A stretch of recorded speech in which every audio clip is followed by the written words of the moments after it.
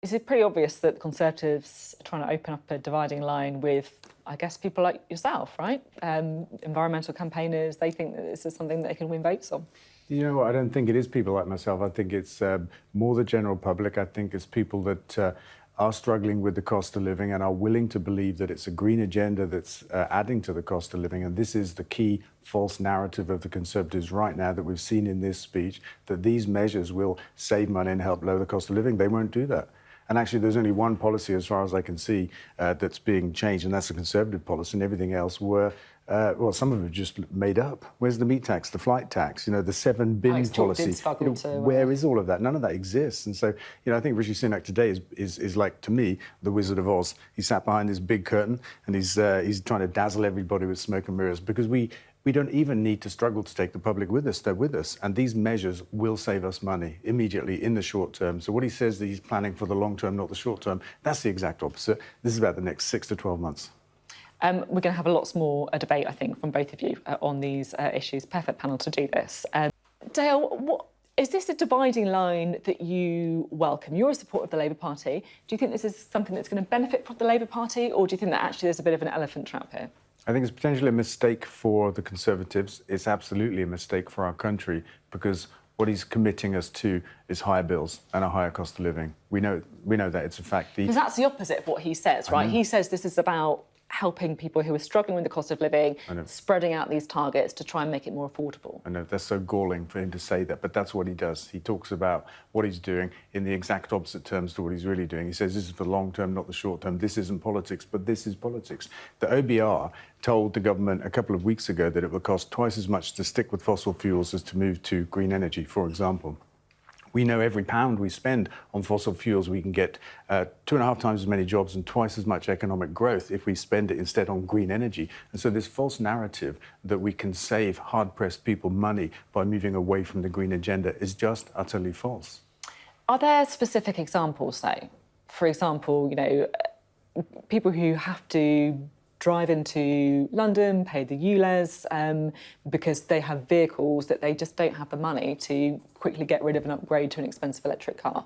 Hard for me to know, but this isn't about the ULEZ, this is about new car sales, and it's a fact that 80% of all car sales every year are second-hand, and hard-pressed people don't run around buying new cars. This isn't saving hard-pressed people money, pushing back this target for 5 years. It will undermine confidence of business in Britain, and at the same time do nothing really to reduce the cost for motorists. In fact, according to figures from the Climate Change Committee, it will add £10 billion in that period to the cost of fuel for motorists, and it will reduce the number of second-hand electric vehicles on the market that otherwise find their way into the hands of hard-pressed people, and the running cost of electric cars is thousands of pounds a year less than fossil fuel cars. And by the way, by 2030, the motor industry expects to reach price parities that electric cars cost the same as fossil fuel cars, but cost far less to run. So there was no problem or penalty here for the British people.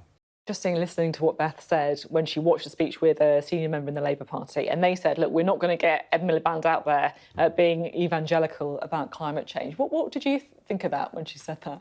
I can understand it, really, because I think there's a danger of walking into a trap, you know, this false narrative that the Conservatives are setting up, that it's a choice between green or cheap. That's absolutely false. And all of the talk of net zero is making net zero sound like a bad thing, like all of the talk of Europe we had for 20 years when, you know, the right-wing media, excuse me, hammered Europe for that period of time leading up to the Brexit referendum. And really, we shouldn't be talking about net zero. We should be talking about the green economy. I don't know who it was that said this, but the massive opportunities of the green economy are the thing that we should be talking about. Oh, it was Andy Street. The jobs we can create, the real economic growth that we can create, and it's sustainable growth as well. The facts and figures are clear, and Rishi Sunak today walked away from them. Thank you very much for, I have to say, a lot of agreement on the panel tonight, it feels. Do you think, you know, we heard Alex Chalk there saying, look, we're doing really well in comparison to other countries. I mean, does he have a point? In a way, he does, but it's a presentation of statistics. So we had a dash for gas in the 90s. We switched off our coal. We moved to a cleaner fuel, which is gas. And the bulk of those emissions reductions just come from a change of fuel mix. They haven't come from green energy. We do have 40% green electricity on the grid right now. But if you look at the Climate Change Committee reports, they're very clear. We've got a 1% reduction per year at the moment. We need 4. So we're doing a quarter of what we need to do. We will miss our 2050 target. That's unarguable right now. And today's announcement is a weakening of that, which will only increase the gap by which we miss our target. But I just want to say that, I mean, I like what Justin said there, and I think a point worth making is that the environment used to be a moral issue that we had to pay for, and then you had the economy, and the colour of both is green. We have a perfect overlap and alignment right now where the environment and the economy are the same thing. We don't have to focus on the climate issue as a reason to pursue the green economy. It's good for our country, for jobs, and all them things. And in so many parts of the country as well, those jobs going to communities that really need them. So if you look at investment that's going into Teesside or in the Humber region, you know, these are investments that are absolutely transforming not just the short but long-term prospects of communities. And so, you know, go back to everything I'm almost getting companies to retrofit their opportunities into new talent pools of maybe more disadvantaged communities than they've accessed talent from in the past. Of course, for new sectors, the new green economy, we can get those opportunities into those communities from the word go. So this is a win-win for these two big challenges Britain faces if we get it right. You're going to be on a few leaflets, I bet. Conservative leaflets, don't you think? Yeah, arch eco-zealot villain. Yeah, exactly. Yeah, Labour Party, Dalvins, Just Stop Oil, you can see it. But my message is not about the climate. I've been campaigning now for a couple of years about the economic opportunity of this green economy agenda. And, you know, I've been in business now for 30 years and,